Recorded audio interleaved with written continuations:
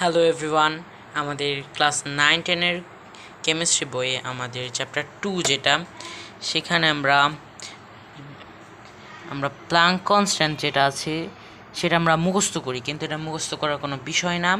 আমি সিম্পলি আমার এই ক্যাসিও ক্যালকুলেটর দিয়ে বের করে দেখাচ্ছি। তো এই মানটা আমরা ক্যালকুলেটর দিয়ে বের করতে পারি, এটা মুখস্থ করার কোনো কিছুই নয়। আমরা প্রথমেই কনস্ট্যান্ট চাপ দিব, এরপরে 0 চাপ দিব, এরপরে 6, এরপরে এই যে এইচ চলে এসেছে এবং আমাদের এই যে এখানের যে ই সেইখানেও এইচ দেওয়া। তো আমরা এখানে এখন ইকুয়াল চাপ দিলেই আমাদের যে ভ্যালুটা আসে সেটা হলো এটা।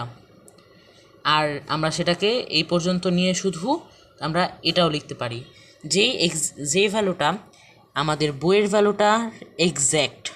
তো আমাদের এখন থেকে মুখস্থ করার কিছুই নেই।